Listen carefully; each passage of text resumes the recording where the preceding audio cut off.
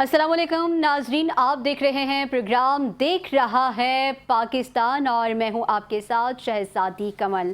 नाजरीन, आज हम बात करेंगे कि अगर दुनिया के नक्शे पर नज़र डालें तो हर तरफ हमें एक अजीब सी कशीदा सूरत हाल नज़र आ रही है। कहीं से धमकियां सुनाई दी जा रही हैं, कहीं पर जो है जवाबी कार्रवाई की बात की जा रही है और कहीं बात की जा रही है आबनाए हुर्मुज़ की। तो जनाब, ऐसे अहम रास्ते को अगर बंद कर दिया जाएगा और जंग शुरू कर दी जाएगी तो इसके असरात कहाँ कहाँ तक जाएंगे। और पाकिस्तान तो सालिसी का किरदार अदा कर ही रहा है और कब से कर रहा है और अपनी भरपूर कोशिशें कर रहा है, लेकिन अगर अल्लाह ना करे ये जंग होती है तो इसकी कीमत कौन अदा करेगा, बल्कि कौन कौन अदा करेगा। क्योंकि कहा यह जा रहा है कि अगर ये जंग शुरू होती है तो ये किसी एक मुल्क की सरहद तक नहीं रहेगी, बल्कि ये कई ममालिक को अपनी जो है वो लपेट में ले लेगी। और हम क्या, कोई भी नहीं चाहता कि इस वक्त जो है वो जंग शुरू हो। नाज़रीन, मेरे साथ मेरा पैनल मौजूद है, मैं आप लोगों को उनसे भी इंट्रोड्यूस करवाऊंगी और हम आज इसी पर बात करेंगे। हम चाहते हैं कि हम अपने नाज़रीन को भी बताएं कि ये जो सूरत हाल है इससे किस तरह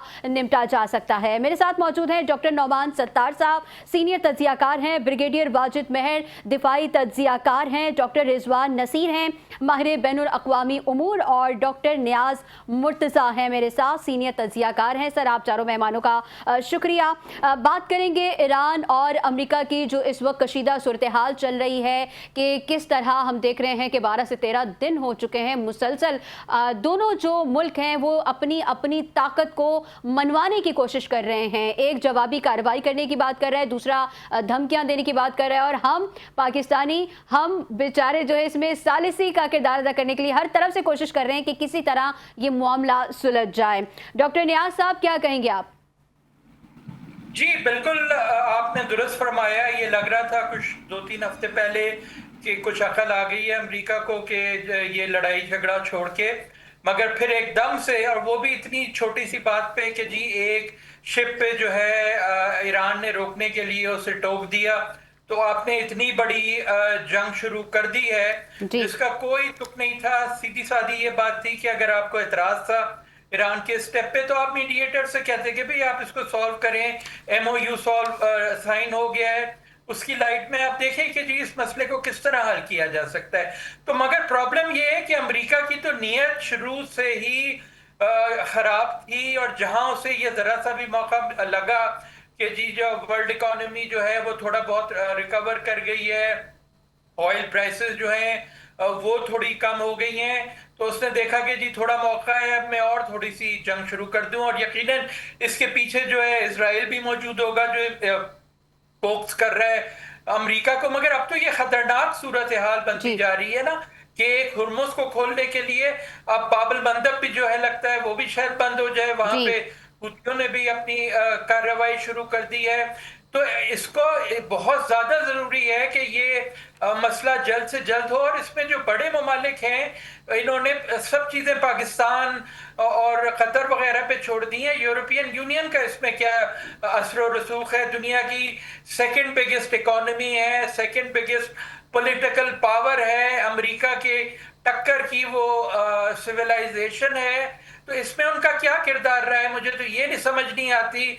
उन पे भी इस जंग का इतना असर हो रहा है, तो इट्स टाइम के जो बड़े बड़े ममालिक हैं, चाइना ने तो फिर भी कुछ थोड़ा बहुत जो है बिहाइंड द सीन किए, मगर अब इन तमाम मुल्कों को मिलके यूरोपियन यूनियन, चाइना, जापान, जिनकी कुछ कुव्वत है, उन्हें एक अल्टीमेटम देना चाहिए अमेरिका को कि भाई देखो क्यों तुम जो है ग्लोबल इकोनॉमी को तबाह करने पर तुले हुए हो, और जो आपके मसाइल हैं उनको आप बातचीत के जरिए हल करें, वरना तो ये मामला खिंचता चला जाएगा और फैलता चला जाएगा। अच्छा सर, हमारे साथ ही रहेगा ब्रिगेडियर रिटायर्ड वाजिद महर भी हमारे साथ मौजूद हैं। ब्रिगेडियर साहब, ट्रंप ने कहा है कि अगर मैं इजराइल को कहूं तो वो 2 मिनट भी नहीं लगाएगा और इस जंग में जो है वो हमारे साथ शामिल हो जाएगा, लेकिन मैं अब इस जंग में किसी दूसरे मुल्क को जो है वो शामिल नहीं करना चाहता। तो अगर वो इजराइल को शामिल करते हैं तो फिर खलीजी ममालिक, ईरान हो गया, यमन हो गया, लेबनान हो गया, तो जाहिर सी बात है कि अगर वहाँ से इसराइल होगा तो फिर यहाँ से भी ये सारे ममालिक जो हैं वो इसमें ऐड हो जाएंगे। तो ऐसी सूरत हाल में आप क्या देखते हैं कि किस तरफ ये मोड़ जो है वो मुड़ेगा, ये जंग किस तरफ जाएगी और कौन कौन ममालिक जो हैं वो इसकी जद में आ सकते हैं? ब्रिगेडियर रिटायर्ड साहब, आपको आवाज आ रही है? जी जी बिल्कुल, मुझे आवाज आ रही है। Thank you so nice. सबसे पहले चैनल 5 का मुझे मदऊ करने का। मैं ये यहाँ पे बता दूं कि ये ईरान और जो अमेरिका वॉर है वो 14वें दिन तक कंसेक्टिव बॉम्बिंग चल रही है और आहिस्ता आहिस्ता एस्केलेशन लेडर जो है ना वो इस वॉर की वो बढ़ती जा रही है।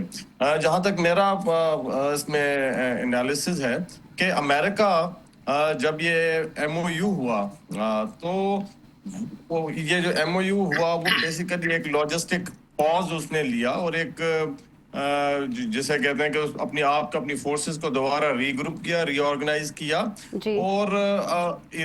और ईरान पे अपने जो अपनी जो शो ऑफ पावर है उसको दोबारा उसने वहां पे डिस्प्ले किया। यहाँ पे आप देखें कि ईरान जो है वो ये समझता है कि मैं होर्मुज को बंद कर लूंगा कंप्लीटली और अमेरिका जैसी सुपर पावर के साथ मैं इफेक्टिवली टक्कर ले सकूंगा। मेरे ख्याल में ईरान को बेसिकली जो IRCG है या जो उनके लोकल पॉपुलेशन है वो मेरे ख्याल में थोड़ा सा जिसे कह रहे हैं कि पंप कर रहे हैं या हवा भर रहे हैं। आपने देख लिया कि किस तरह इराक का हशर हुआ, लिबिया का हशर हुआ, इस जैसी जो पावर्स थी वो वहाँ पे अमेरिका जैसी सुपर पावर के साथ नहीं रह सकी। मैं ये इस वक्त भी मैं ये समझता हूँ कि ईरान को चाहिए कि थोड़ा सा बुर्दबारी का और समझदारी का वो उसे काम ले और जो एक MOU से आगे बढ़ के किसी एकॉर्ड में जाके वो अमेरिका के साथ डील करे। ठीक है, दोनों फरीकेन जो है अमेरिका भी और ईरान भी वो चाहते हैं कि एक जो अपनी जो स्ट्रेंथ पे जाके अपनी पोजीशन पे जो पोजीशन ऑफ स्ट्रेंथ है उस पे जाके दोनों किसी न किसी मामले पे पहुंचे और अपने अवाम को और दुनिया को ये दिखा सकें कि जी हमने ये जंग जो है ना वो जीत ली है। मेरे ख्याल में मसला यही है कि ट्रम्प की जानिब से कहा जाता है कि हम जंग जीत चुके हैं और हम जो है ईरान वाले जो है वो हमसे भीख मांग रहे हैं कि मुज़ाकरात कर लें, जबकि ईरान की जानिब से अगर देखा जाए तो उनकी आला क़यादत कहती है कि हम पहले से ज़्यादा तैयार हैं और हम जो हैं वो फतह के करीब हैं। मैं डॉक्टर रिजवान साहब आपसे भी बात करना चाहूँगी। डॉक्टर रिजवान साहब, क्या लगता है कि ये जो जंग अब इस नहज पर पहुंच चुकी है, क्या इसमें अमेरिका की तरफ से जो शदीद दबाव है वो रीज़न है या फिर इधर से ईरान की जानिब से कोई और वजूहात सामने आ रही हैं जिसकी वजह से ये जो जंग है ये टल तो रही है लेकिन ख़त्म नहीं हो रही? थैंक यू जी शहजादी, बहुत शुक्रिया अपने प्रोग्राम में लेने का। जंग तूल क्यों पकड़े जा रही है, इसमें एक चीज को समझने की जरूरत है कि अमेरिका को फेस सेविंग चाहिए मिड टर्म के लिए और ईरान की जो रेवोल्यूशनरी गार्ड है उन्हें अपनी कौम को दिखाने के लिए ये चाहिए सॉरी कि हम डटे रहे हैं, हमने ऑन ग्राउंड बहुत कुछ अचीव किया है। जबकि ऑन ग्राउंड जो आप देखते हैं सबसे बड़ा प्रेशर इस टाइम अमेरिका पे है। जितनी दुनिया की इकोनॉमी थी, स्ट्रेट ऑफ हॉर्मुज के बंद होने से 20% जो एनर्जी सप्लाई थी वो डिस्टर्ब हुई। जब से हुदीस ने कदम रखा है इस जंग के अंदर, बाबुल मंदब को चोक करने की थ्रेट दी, उसके बाद ट्रैफिक क्योंकि कॉस्ट बहुत हाई है, इंश्योरेंस की जो शिप्स हैं वो साउथ अफ्रीका यानी कि केप ऑफ गुड होप की तरफ से गुजर रहे हैं, तो 20 डेज ऐड हो जाते हैं और उसमें एक तो फ्यूल प्राइस बढ़ जाती है, ट्रांजिट उसकी प्राइस बढ़ जाती है और अमेरिका के लिए जो आ जा रहा है ट्रेड में, चाहे वो फ्यूल है चाहे वो दीगर प्रोडक्ट्स हैं, उनमें इजाफा हो गया। तो इसका मतलब ये है अमेरिका और यूरोप के ऊपर इंतहाई बड़ा इकोनॉमिक प्रेशर है क्योंकि वहां पे हुकूमतें इकोनॉमी की वजह से तब्दील हो जाती हैं, प्रोटेस्ट शुरू हो जाते हैं। दूसरी बात, ईरान के अंदर अब जो IRGC है और सियासी उनकी क़यादत है, मैं ये समझता हूँ उन्हें एक पेज पे आना पड़ेगा। ईरान की सियासी क़यादत बड़ी समझदार है, जबकि IRGC के लोग थोड़े नहीं बहुत ज्यादा इनकलाबी हैं और वो समझते हैं कि शायद वो इनकलाबी जहन के साथ बहुत कुछ कर लेंगे। 100 बिलियन से ज्यादा उनके फंसे पड़े हैं इस चीज में, जो कि निकलने वाले थे पैसे, जिसकी वजह से वो आवाम को रिलीफ दे सकते थे। मैं ये समझता हूँ इस टाइम जिस चीज की जरूरत है वो ये है कि D escalation phase by phase, पहले बाबुल मंदब पे डी एस्केलेशन हो, दोनों पार्टीज एक एक स्टेप पीछे हटें, दूसरी स्ट्रेट ऑफ हॉर्मुज पे हो ताकि दुनिया को भी सुख की सांस आए ना। देखें जो हालात चल पड़े हैं पाकिस्तान में भी, इकोनॉमी के ऊपर जो हालात है, रोजाना प्राइसेस, ऑयल प्राइसेस ऊपर नीचे हो रही हैं, तमाम प्रोडक्ट्स ऊपर नहीं। ये पाकिस्तान एडजेसेंट कंट्री है, आप देखें गल्फ सारा का सारा उसमें एनर्जी तो वो एक्सपोर्ट नहीं कर पा रहे, जिसकी वजह से उनकी फूड प्रोडक्ट्स कितनी महंगी हो गई हैं, शिपिंग जो इंश्योरेंस है वो कहां पहुंच गई है, पूरी दुनिया इस शॉक को फील कर रही है। और आप ये देखें इंटरनेशनल मार्केट में जो क्रूड ऑयल की प्राइसेस हैं वो $100 पर बैरल से ऊपर चली गई। तो शहजादी मैं एक बात कहूंगा, सिंपल इज दैट, यूरोप को इंटरवीन करना पड़ेगा, अमेरिका को और इसराइल को कहना पड़ेगा कि स्टेप बैक। यहां से जितने मुस्लिम कंट्रीज हैं उन्हें ईरान के साथ जंग नहीं की, लेकिन ये कहना पड़ेगा यू स्टेप बैक। तो इस इंटरवेंशन जिसे सॉफ्ट इंटरवेंशन कहते हैं, तो मैं समझता हूं आई होप के डी एस्केलेशन हो फेज बाय फेज, तो दोनों जब पीछे हटेंगे तो इंशाल्लाह जो वो पारा डाउन होता है, मुज़ाकरात शुरू होते हैं, तो किसी ना किसी नतीजे पर जरूर पहुंच जाते हैं। और वो एक स्टेप बैक कैसे होंगे? उन्होंने तो $1.15 ट्रिलियन का बजट मंजूर कर लिया है। वो तो इस जंग में खुद को और ज्यादा झोंक रहे हैं, और ऊपर से हम इसे इनकी हठधर्मी कहें कि दीदा दलेरी कहें कि उन्होंने तो सऊदी अरब को भी जो है वो डील पेश कर दी है कि सिविल जौहरी प्रोग्राम चाहिए तो इसराइल को तस्लीम करो। शहजादी एक कमेंट करना चाहूंगा आपके इस क्वेश्चन के ऊपर। जो $1 ट्रिलियन का बजट है उसमें चाइना भी इंक्लूडेड है, अमेरिका की ग्रैंड स्ट्रेटजी सारी इंडो पैसिफिक पे है। दूसरा जो सऊदी अरब के साथ उन्होंने डील की है, हाँ वो एक बहुत बड़ा दचका है नॉन प्रोलिफरेशन ट्रीटी के ऊपर, क्योंकि उसमें इंटरनेशनल एटॉमिक एनर्जी एजेंसी का ओवरसाइट नहीं है, और इसमें सऊदी अरेबिया अपने एनरिच कर सकता है यूरेनियम। तो अमेरिका तो उसमें कहाँ स्टैंड करता है जब वो कहते हैं ईरान एनरिच नहीं करेगा और सऊदीया करेगा अमेरिका के साथ मिलकर। इसमें मैं समझता हूँ कोई इंटरनेशनल एटॉमिक एनर्जी एजेंसी को बिल्कुल इंटरवीन करना पड़ेगा कि अमेरिका ये क्या कर रहा है। वो उसने इंस्टीट्यूशन जो अपने हाथ से बनाया आज उन्हें खुद ही तबाह कर रहा है। तो इस तरह का डबल स्टैंडर्ड इंटरनेशनली अमेरिका काफी एक्सपोज हो गया है। तो this is my comment on your question. ठीक है डॉक्टर नोमान सत्तार साहब, क्या लगता है आपको कि अमेरिका और ईरान की ये जो जंग है और उसके बाद ये जो हौसियों की बहरी नाकाबंदी है, क्या सऊदी अरब अपनी हिकमत अमली को इसमें तब्दील कर लेगा? इस टाइम पर सऊदी अरब जो है उसका कोई खास रोल नजर नहीं आ रहा, और हमने देखा कि पाकिस्तान ने हुसियों को वार्न किया है कि वो ऐसा ना करें और पाकिस्तान रिस्पांस देगा। और ये मेरे ख्याल में पाकिस्तान के लिए एक मुश्किल डिसीजन होगा कि अगर रूसी के अटैक कंटिन्यू करते हैं तो वो रूसियों को कैसे रोकेगा, क्योंकि वो एक सऊदी अरब के साथ एक कमिटमेंट में है। तो मेरे ख्याल में सऊदी अरब अभी डायरेक्ट इसमें हिस्सा नहीं लेगा, और आई थिंक उसने पहले भी नहीं लिया और पीछे रहेगा। आई थिंक अब बोनस जो है वो पाकिस्तान पे आएगा कि पाकिस्तान हुसियों को अगर रोक सकता है कि नहीं रोक सकता, जो मेरे ख्याल में मुश्किल है इस वक्त हुसियों को रोकना। तो सर क्या लगता है ये जो हौसी बागियों ने बहरा अहमर पर नाकाबंदी की है, ये ईरान की इमा पर आलमी मईशत को दबाव में करने के लिए किया गया है? इसमें पॉइंट यही पॉइंट इसका यही है कि इस वक्त अमेरिका और बाकी मुल्कों में प्रेशर पड़े और वो इसको जंग को रोकें। और मेरे ख्याल में हमें समझना चाहिए कि अमेरिका प्रेशर में आने वाला नहीं है, और इस वजह से मैं समझता हूँ कि ये कंटिन्यू कर रहा है। और एक बात जो हो रही थी एस्केलेट कर रहा है कि इसके बावजूद ये जंग जो है, इसको 2 वीक हो गए हैं, इसको मैं जंगी कहूँगा। जो हॉस्टिलिटीज कम नहीं हो रही हैं दोनों साइड से, लेकिन ज़्यादा अमेरिकन साइड से, तो ये कम नहीं हो रही है, एस्केलेट हो रही है। इससे फर्क नहीं पड़ेगा इस नाकाबंदी से, क्योंकि ऑफ कोर्स अमेरिका हुर्मुज के लिए उसने बड़ा एक्शन लिया है, और फिर वो अगला उसका स्टेप होगा कि वो बाबुल मंदब के लिए भी एक्शन ले और स्ट्रॉन्ग एक्शन लेगा। तो सर मतलब ये हुआ कि अमेरिका जो है वो दबाव में आने वाला नहीं है, लेकिन जो ईरान की जानिब से कहा जा रहा है कि अगर हमारी आम तंजीबात पर हमला किया तो भरपूर जवाब दिया जाएगा। ब्रिगेडियर साहब, फिर आपको क्या लगता है कि आने वाले वक्त में, जिस तरह हमने देखा कि ट्रंप ने पहले जो है वो ईरान के ऊपर कहा कि जी आप जौहरी प्रोग्राम जो है वो नहीं बना सकते, अब वो सऊदिया को भी पेशकश कर रहे हैं, तो आने वाले दिनों में तो फिर ये इर्द गिर्द जितने भी वो ममालिक हैं जहाँ पर जौहरी प्रोग्राम नहीं है, तो इस सब पर आपको नहीं लगता कि सिर्फ अमेरिका का ही उनके ऊपर कमांड होगी, अमेरिका का ही उनके ऊपर पहरा होगा? जी बिल्कुल, मेरे ख्याल में आपने ठीक ही कहा, और मेरे मेहमानों ने जिस तरह कहा कि अमेरिका जिस तरह अभी उनकी तैयारी चल रही है डिफेंस की, और उन्होंने $1 ट्रिलियन से ऊपर बजट भी मांग लिया, तो अमेरिका पीछे हटने वाला नहीं है।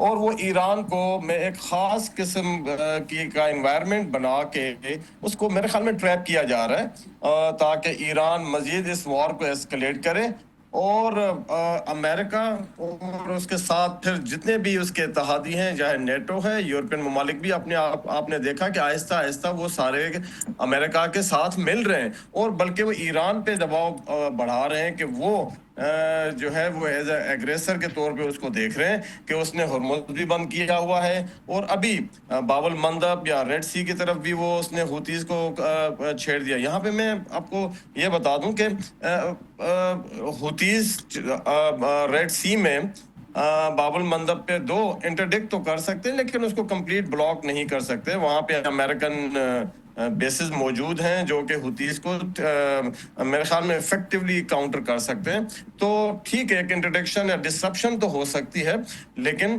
कंप्लीटली उसको जो है ब्लॉक नहीं कर सकते। इसी तरह जिस तरह अभी आपने कहा कि जिस तरह न्यूक्लियराइज किया जा रहा है और न्यूक्लियर एनरिचमेंट के लिए सऊदी अरेबिया को अमेरिका ने अभी परमिशन दी है या मुआहदा किया है, इससे आपने देखा, अब आप देखेंगे कि आगे चल के ये खिता पूरा गल्फ का वो बड़ा डिस्टेबलाइज होगा। लोग ये कहते थे पहले एनालिस्ट के ईरान इस अमेरिका वॉर के बाद शायद जो एक यूनिलेटरल जो एक पावर है अमेरिका, उसकी पावर में कोई डेंट आया है या यहाँ पे मल्टीपोलर एक वर्ल्ड की तरफ जाएंगे जिसमें अमेरिका, इसमें चाइना और रशिया का बड़ा हाथ होगा। मेरे ख्याल में इतना आसान नहीं है। अमेरिका अपनी पोजीशन जो है ना गल्फ में इतनी आसानी के साथ नहीं छोड़ेगा। आपने देखा कि वो उसके बेसिस अभी भी मौजूद हैं, वो ना वो बेसिस विड्रॉ कर रहा है बल्कि अपनी जो मिलिट्री माइट है, जो अपना जो मिलिट्री पावर है वो मजीद बढ़ा रहा है। और इसके साथ साथ जो न्यूक्लियराइज अभी कर रहा है सऊदीया को, तो ये मेरे ख्याल में ये एक बड़ी डेंजरस सिचुएशन की तरफ हम बढ़ रहे हैं। और जिस तरह आपने हिरोशिमा और उस पर देखा कि अमेरिका कभी भी डिफीट अपनी तस्लीम नहीं करेगा। जब वो देखेगा कि बिल्कुल वो पॉइंट आ चुका है तो वो मेरे ख्याल में एक न्यूक्लियर इवन जो है वो वॉर की तरफ भी जो है ना वो इसको पुश करेगा ईरान को, और उस तरफ भी ये सिचुएशन जा सकती है। तो मेरे ख्याल में ईरान को इस वक्त ठीक है, उसकी जो पोजीशन है बड़ी अच्छी है और उसको ये पोजीशन का फ़ायदा उठाते हुए अमेरिका पे उसका ऑलरेडी दबाव मौजूद है और अपने किसी सालिसी के साथ मिलके, स्पेशली पाकिस्तान के साथ मिलके, तो एक किसी न किसी मुआहदे पे, अकॉर्ड पे उसको पहुंचना चाहिए और ताकि ना सिर्फ हुर्मुज़ हुर्मुज़ खुल जाए और जो है बड़ी बड़ी इकोनॉमीज हैं जो वर्ल्ड की, उसको जो इफेक्ट हो रहा है वो ठीक हो, और बल्कि ईरान पे अपना भी जो उसका नुकसान हो रहा है। अभी आपने देखा जिस तरह की बॉम्बिंग हो रही है 14 कंसेक्टिव डे से, तो आप देखें कि पूरी उसका इंफ्रास्ट्रक्चर तबाह हो गया है। और ये भी मैं आप देखूं कि मिलिट्री उसमें ये जो स्ट्रेटजी में ये आहिस्ता आहिस्ता जो आप किसी भी मुल्क की डिप्लीशन करते हैं या एनिलेशन करते हैं तो उससे उसका जो विल पावर है लोगों का वो भी वीक होता है और उसकी जो लीडरशिप है उस पर भी दबाव बढ़ता है। तो ये अमेरिकन जो स्ट्रेटजी है, मैं ये समझता हूँ कि वो इस जंग में ईरान को आहिस्ता आहिस्ता जो एस्केलेशन लेडर है उसको वो बढ़ा रहे हैं और वो ईरान पे मजीद आइंदा आने वाले दिनों में अपनी मिलिट्री माइट या अपनी मिलिट्री को वो यूज़ करेंगे। ईरान पर भी जो है वो मज़ीद सख्तियां करने का भी सोच रहे हैं, अहम तंजीबात पर हमला करने का भी सोच रहे हैं और ये भी कहा जा रहा है कि अमेरिका जो है वो पीछे हटने को तैयार नहीं है और ना ही पीछे हटेगा, बल्कि न्यूक्लियर पावर का भी इस्तेमाल कर सकते हैं। डॉक्टर नियाज़ साहब, अगर जो ईरान अमेरिका की जो कशीदा सूरत हाल और अभी जो दौरे हाजिर में उनकी हम मौजूदा जो सूरत हाल है वो देख रहे हैं, उसके मुताबिक तो ईरान के मिसाइल और ड्रोन जो नेटवर्क है उसको बहुत ज़्यादा ख़तरनाक जो है वो करार दिया जा रहा है। तो क्या लगता है कि अगर अल्लाह ना करे ऐसी कोई सिचुएशन होती है तो ईरान के पास जो है वो अपना दिफा करने की इतनी ताकत है? जी बिल्कुल, वो तो वो 2 महीने की जो जंग हुई थी उसमें भी दिखा चुका था कि जितना भी आप फिजिकल उनका डिस्ट्रक्शन कर लें, आप उनकी विल पावर को नहीं तोड़ सकते। ये जो है ना सबसे बड़ा हथियार ईरान के पास वो है, उनकी जो विल पावर है, इंटरनल यूनिटी है कि जितना ही भी आप हमारे पास तबाही कर दें वो नहीं कर पाएगा। तो ईरान जो है वो विल पावर की जंग लड़ रहा है, ईरान जो है वो वॉर ऑफ डिसरप्शन लड़ रहा है। और होगा ये कि अब 2 हफ्ते हो गए हैं, जब 3-4 हफ्ते होंगे तो फिर अमेरिका के अंदर जो रिपल इफेक्ट्स होंगे उस डिस्ट्रप्शन के, वो बहुत ज्यादा बढ़ जाएंगे, ऑयल प्राइसेस बढ़ जाएंगी, लोगों में जो है अप्रूवल रेटिंग्स और खराब हो जाएंगी, ट्रंप की रिपब्लिकन पार्टी में जो है लोग एतराज करना शुरू कर देंगे, तो फिर दोबारा प्रेशर पड़ेगा और फिर वही सूरत हाल हो जाएगी जिस वजह से पिछली दफा अमेरिका ने हथियार डाले थे। जो वो स्पीच थी ट्रम्प की, वो मुझे अब भी याद है, वो तकरीबन रोते हुए ये कह रहा था कि हमारे पास कोई ऑल्टरनेटिव ही नहीं है, ऑयल प्राइसेस इतनी बढ़ गई हैं, ये हो गया है, पूरी दुनिया की इकोनॉमी डिसरप्ट हो गई है। तो ये अब थोड़े दिन का जो वक्फा आ गया था, रिकवरी का मौका मिल गया था, अब ये आहिस्ता आहिस्ता खत्म होगा और 1-2 हफ्तों में दोबारा अमेरिका उसी पोजीशन में पहुंच जाएगा जहां पर इंटरनल प्रेशर उसके लिए बर्दाश्त करना बहुत ज्यादा मुश्किल हो जाएगा। और फिर जो है European union, gulf states, Japan, Russia सब उस पर प्रेशर डालना शुरू करेंगी। तो मुझे तो यही उम्मीद है कि अब भी आप देखें ना कि स्केल जो 2 महीने वाली जंग थी उससे बहुत कम है, जो स्ट्रेटेजिक गोल्स हैं वो बड़े लिमिटेड हैं। पहले तो रिजीम चेंज और डिस्ट्रक्शन ऑफ न्यूक्लियर वेपन था, अब सिर्फ रह गया है हुर्मुज को खोलना। तो आहिस्ता आहिस्ता मेरे ख्याल में जब उनको ये अंदाजा हो जाएगा कि अब वो हुर्मुज खोलने के काबिल भी नहीं है, तो दोबारा जो है वो जंगबंदी की तरफ जाएंगे, वो दोबारा मीडिएटर्स को फिर बीच में लाएंगे और कोई बीच का रास्ता ढूंढने की कोशिश करेंगे, बीच का कोई रास्ता ढूंढने की कोशिश करेंगे। डॉक्टर रिजवान साहब, कहा जा रहा है कि जो बहरी जहाज़ों की इंश्योरेंस कंपनी है, जो इनकी इंश्योरेंस कंपनी है, उसने ये कहा है कि जो भी जहाज़ ईरान को या अमेरिका को टोल देगा उसकी इंश्योरेंस पॉलिसी ख़त्म कर दी जाएगी। ज़रा इस पर भी रोशनी डालिएगा। जी बिल्कुल दुरुस्त है। इसमें सबसे बड़ी चीज जो है वो अमेरिका और यूरोपियन यूनियन ये चाह रहे हैं वो ऐसा प्रेसिडेंट सेट ना हो जाए जो जिसमें ये प्रेसिडेंट सेट हो जाए कि जितने ईरान वहां से जहाज स्ट्रेट ऑफ होर्मुज से गुजरते हैं उन्होंने ट्रांजिट फी देना शुरू कर दी, जिसकी वजह से अगर ये प्रेसिडेंट सेट हो जाती है तो मुस्तकबिल में ईरान वो फी लेवी भी कर सकता है, इम्पोज कर सकता है और चार्ज भी कर सकता है, क्योंकि इंटरनेशनल जो बैन अवी कानून है उसमें इस तरह की प्रेसिडेंट जो है वो काम आ जाती हैं। नंबर 2 ये है कि जब रिस्क बढ़ जाता है हिट होने का, जैसे कि मैंने अभी पहले जिक्र किया स्ट्रेट ऑफ होर्मुज, तो उसमें काउंटर ब्लॉकेड अमेरिका ने भी किया हुआ है कि ईरान अपना तेल ना बेच सके। दूसरा जो बाबुल मंदब के ऊपर डिस्ट्रप्शन की गई है उसका मकसद ये है कि तमाम जहाज जो री राउट कर रहे हैं केप ऑफ गुड होप की तरफ से गुजर रहे हैं, जिसकी वजह से उनका मकसद है उनके जहाज तबाह ना हो जाएं, क्योंकि अगर वो रूट लेंगे तो इंश्योरेंस कंपनियां कहती हैं कि आपने रिस्क में खुद को डाला, हम आपको इस पे कोई पैसे या कोई कंपनसेशन नहीं देंगे। अच्छा, अब अहम चीज ये है कि ब्रिगेडियर साहब ने भी जिक्र किया और पैनलिस्ट ने भी जिक्र किया, यूरोप जो अब आ रहा है ना इस चीज पे, देखें इस जंग से यूरोप मुतासिर होने लग गया है। ये जंग एनर्जी की जंग बन चुकी है। जब एनर्जी की जंग बन गई, आपने देखा होगा कि उन्होंने ईरान के जजेस के ऊपर भी सैंक्शंस लगा दी, इंडिविजुअल्स के ऊपर लगाई, पहले उनकी ऑर्गेनाइजेशंस पे भी लगाई हुई। तो ये इस तरह की मैयर्स जो है वो रिफ्लेक्ट करती हैं कि इवेंचुअली आहिस्ता आहिस्ता यूरोप भी इसमें आ जाएगा। लेकिन मेरा ये यकीन है कि यूरोप इसमें बिल्कुल नहीं आएगा, क्योंकि यूरोप इस टाइम कंसर्न है यूरोप की अपनी सिक्योरिटी की वजह से, जिसमें पूरा का पूरा यूरोप कंसर्न है कि यूक्रेन और रशिया जो वार चल रही है, अमेरिका की जो ग्रैंड स्ट्रेटेजी है उसमें 2025 में जो उसने दी है, उसके सामने सबसे बड़ी थ्रेट्स में चाइना है, ईरान है, रशिया है, नॉर्थ कोरिया है। ये जो 1.5 ट्रिलियन US डॉलर का बजट है या इससे भी बियॉन्ड जा सकता है, उसका मकसद इन मल्टीपल जो थ्रेट्स हैं अमेरिका की नेशनल सिक्योरिटी को, उनको केटर करना है। अब आ जाती बात, इसको कैसे समेटना है अमेरिका ने। अगर ये जंग लंबी होती जाती है तो ये अनपॉपुलर वॉर हो जाएगी, ईरान के लिए नहीं होगी लेकिन अमेरिका के लिए होगी और यूरोप के लिए भी हो जाएगी। और अनपॉपुलर वॉर में हमेशा पब्लिक प्रेशर के तहत, जैसे वियतनाम से निकले, अफगानिस्तान से निकले, इराक से निकले, लिबिया से, सीरिया से, ये यहाँ से भी निकल जाएंगे। लेकिन जब ये यहाँ से निकलते हैं ना, जहाँ से भी, ये वहाँ का बेड़ा गर्क करके निकलते हैं। वहाँ ये एनर्जी इंफ्रास्ट्रक्चर, लोगों का सोशल फैब्रिक, ये मैं ये समझता हूँ अमेरिकन को थोड़ा सा मोरालिटी दिखानी पड़ेगी this time. If you could not achieve your national security objectives here, तो आप उसे फाउल प्ले ना करें। बहुत सारी चीजें हैं जिसमें सिविलियंस को मारा जा रहा है। आपने देखा स्कूलों पे अटैक, हॉस्पिटल्स पे अटैक, सिविलियन बिल्डिंग्स पे अटैक, इस तरह की जो इंटरनेशनल वॉर क्राइम्स किए हैं ना, ये वो इसराइल करता है। और मैं इस चीज पे थोड़ा मुतमईन हूँ कि दुनिया में जो यूनाइटेड नेशंस है, United European commission of human rights है, एमनेस्टी इंटरनेशनल, उन सबने इस चीज को माना है कि इसराइल जो है वो जेनोसाइड कर रहा है। अभी अमेरिका अगर ये कंटिन्यू करेगा ना, तो मैं ये समझता हूँ कि वो दिन दूर नहीं कि जो अमेरिका के सदर के ऊपर भी वो चार्जेस लगेंगे जो नेतन्याहू के ऊपर लगे हुए हैं। तो ये बहुत बड़ा एक प्रेशर है अमेरिका के ऊपर।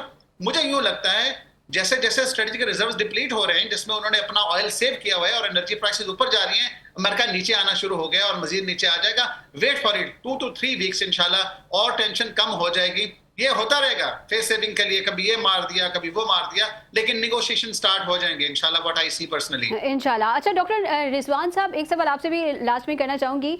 कहा जा रहा है डॉक्टर नोमान सत्तार साहब, कहा जा रहा है कि ट्रंप जो है वो इलेक्शन से पहले जो है वो इस मामले को सुलझाना चाहते हैं, क्योंकि उनके पास हम देखते हैं कि जब भी वो कोई तकरीर करते हैं, जब भी वो किसी तकरीब में जाते हैं तो उनके पास दो ही बातें करने के लिए होती हैं। एक, पाकिस्तान ने भारत के 6 तैयारे गिरा दिए, और दूसरा ईरान के साथ जंग। तो ये कहने वाले कह रहे हैं कि अमेरिका में इलेक्शन से पहले वो इस जंग को या वो इस मुआहदे को तय करना चाहते हैं ताकि इलेक्शन में फिर उनके पास एक नई चीज आ सके।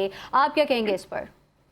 ये बात एक हद तक ठीक है, लेकिन अभी ये ध्यान में रखें कि इलेक्शन जो हैं इतने करीब नहीं हैं। दूसरी बात ये कि अगर वो सब विथड्रॉ करेगा तो उसको ये इंप्रेशन आएगा कि वो ईरान के टर्म्स पे कर रहा है, और वो ये हरगिज नहीं चाहता। उसने बेसिकली ईरान को जहां तक मुमकिन है प्रेशर डालना है, उसको एक तरह से तबाही से जिसे कहते हैं दो चार करना, जो कि ऑलरेडी कर रहा है। तो इस वक्त मैं समझता हूँ कि जो समझ रहे हैं जनरली के इंप्रेशन कि इस प्रेशर में अमेरिका पीछे हटेगा, मैं नहीं समझता कि पीछे हटेगा। अभी डॉक्टर रिजवान ने कहा कि जंग चलेगी 2 वीक, यस अमेरिका जंग चला सकता है और वो चलाएगा। आई थिंक उसको, क्योंकि जो उसकी सपोर्ट है वो अभी ऑलरेडी है। ऑफ कोर्स अगर जंग बढ़ती है तो सपोर्ट कम होगी और फर्क पड़ेगा, लेकिन इस टाइम पर आई थिंक अमेरिका जो है पीछे हटने वाला नहीं है, क्योंकि ईरान जो है वो एक बहुत डिफाइंस के मूड में है और वो अटैक भी कंटिन्यू कर रहा है उस पर खलीजी ममालिक पर भी और इन शिप्स पर भी। और बेसिकली इस वक्त ट्रंप के सामने ये बड़ा मसला जो इसको वो खत्म नहीं कर सकता, लेकिन वो चाहता है कि इसको ईरान को हमले करके रोके। और इस वजह से दोनों एक तरह से आमने सामने खड़ी हैं, और लेकिन दोनों में कोई ब्लिंक नहीं कर रहा, और दोनों कंटिन्यू करेंगी इस चीज को जब तक कर सकते हैं। जी जी, दोनों मुल्क ये चाहते हैं कि वो फतहयाब हों और दोनों मुल्क जो है दोनों के दरमियान मुआहिदा हो जाए। तो ये ना सिर्फ उन दोनों ममालिक के लिए बल्कि पूरी दुनिया के लिए इस वक्त कहेंगे कि ये खुशाइंद मुआहिदा होगा।